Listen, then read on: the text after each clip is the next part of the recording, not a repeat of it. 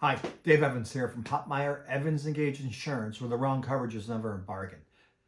Today's topic, the three things that are killing the investment of rental properties in terms of claims. You probably have often wondered, why am I paying so much for my rental insurance policy? I never have any claims. Well, I can tell you, I ran some reports over the past 2 years internally for us, for one of the insurance companies we represent, and there's approximately 800 investment policies there with that insurance company. Out of those 800 insurance policies over the course of 2 years, there was more than $1 million of insurance money paid out in claims, in just 53 claims. Those claims consisted of three things: wind, water, and fire. Which one was the most active, and which one paid out the most? Do you have any guesses?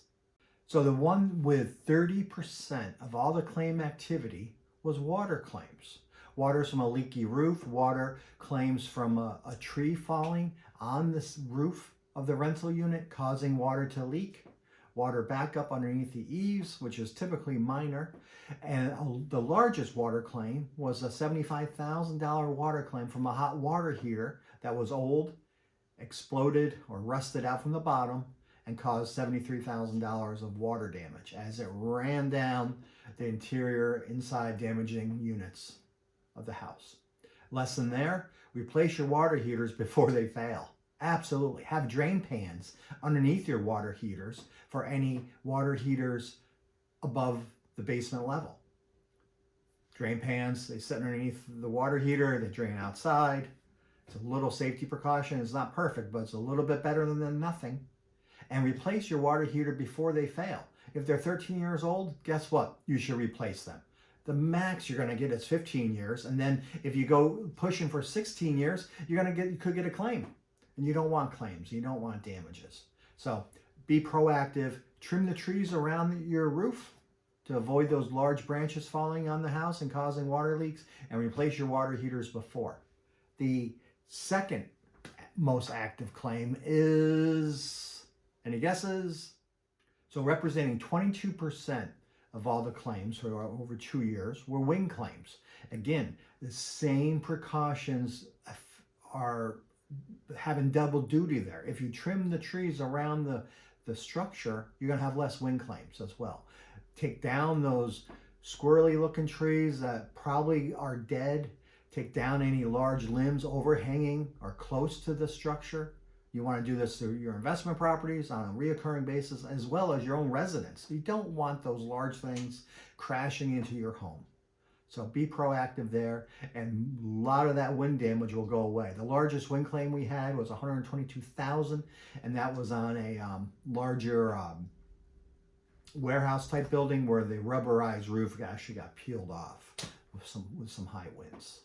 So the winner, unfortunately, and this is the guess of most people, what causes the highest damages for insurance companies is fire.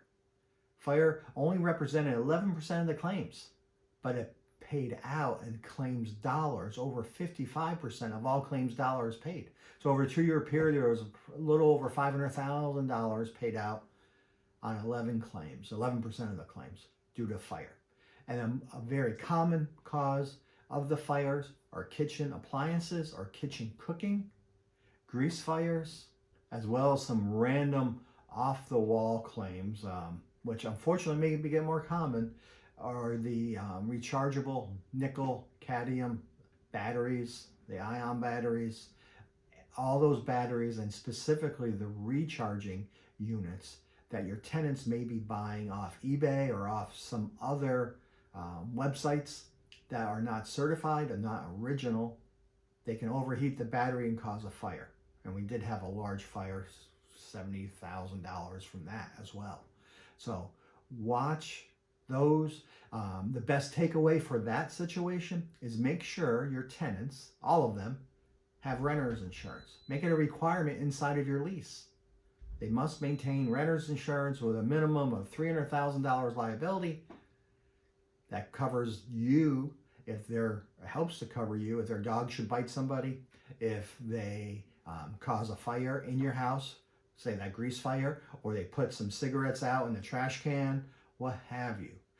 We actually years ago had over a $350,000 fire in a renter unit in a large tower complex over in Albany from a tenant. And actually, we insured the tenant in that case, but it caused $380,000 of smoke and water damage to the structure. Tenants can cause large losses, so make sure your tenants have renter's insurance. I hope some of this information didn't scare you too much, and I hope it gave you some background of all the claims out there that are going on that unfortunately drive up premiums because you may not see those claims. So we do. That's the business we are in. If you would like us to look at your investment property insurance, your rental units, whether they're Airbnbs or long-term rentals, not just short-term rentals, we are happy to review your current coverages. If you're a current client, you know you get a phone call from us every year to offer a review of your current coverage. But if you're not a customer of ours, give us a call. We're happy to make it easy, happy to have those real conversations with you to make sure you have the real coverage, the right coverage at the time of need. Again, Dave Evans, Hopmeier, Evans & Gage Insurance, where the wrong coverage is never a bargain. Give us a call, shoot us a text, shoot us an email, go to our website. We love to hear from you and help you out. Thank you. Bye.